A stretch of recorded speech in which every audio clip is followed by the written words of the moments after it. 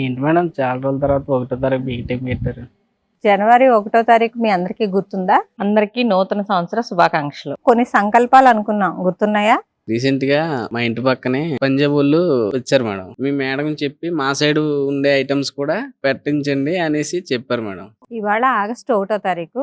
ఏం సందీపు, ఏమంటున్నారు మీ పంజాబ్ వాళ్ళు? అదే మేడం, మొన్నటిదాకా అయితే వాళ్ళ టేస్ట్లు వాళ్ళ రుచులు అడిగేవారు షాప్ లో. ఇప్పుడైతే మన పచ్చళ్ళు కూడా ఇష్టంగా కొనుక్కుని పట్టుకెళ్తున్నారు మేడం. ఈ కారాలకు కూడా అలవాటు పడ్డారు. ఓకే. ఇలాంటి ఫ్యాక్టరీ ఇంకో ఫ్యాక్టరీ చేయాలని ఉన్నది మేడం. ఈ 6 నెలలాగే మనం కష్టపడ్డాం అనుకో, ఎక్కువ ఆర్డర్స్ అవి తెచ్చుకోగలిగితే మరింత మందికి ఉపాధి ఉంటది. ఇంకొక ఫ్యాక్టరీకి మనం వెళ్ళడానికి అవకాశం ఉంటది. బిర్యానీ గురించి మాట్లాడుకున్నాం కదా. బిర్యానీ పికిల్ మొన్న చేశాను కదా, నీకు నచ్చిందా? బాగుంది.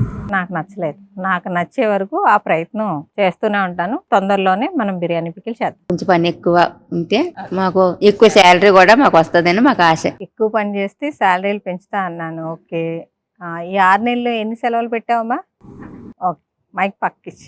అల్లం వెల్లుల్లిపాయ పేస్ట్ కూడా మిషన్లు వచ్చినట్టు చూడండి మేడం. కంపల్సరీ ఒక్క నెలమ్మా, ఆగస్టు నెల ఆఖరికల్లా నువ్వు అడిగిన మిషన్ కూడా వచ్చేస్తుంది. సరే మేడం.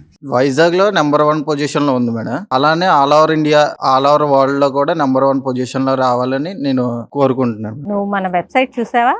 లేదు మేడం.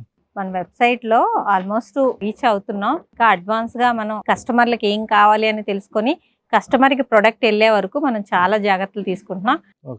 ఆల్మోస్ట్ ఈ 6 నెలల్లో మనం అనుకున్న సంకల్పాలు సగం వరకు నెరవేర్చుకోగలిగాం. మనం ఇదే స్పిరిట్ తో ఎదురుకెళ్తే ఖచ్చితంగా సంకల్పాలన్నీ నెరవేరుతాయి. ఈ ఇయర్ ఎండింగ్ కే మనం అనుకున్నవన్నీ జరిగితే ఖచ్చితంగా సంకల్పాలన్నీ నెరవేరుతాయి. ఓకేనమ్మా?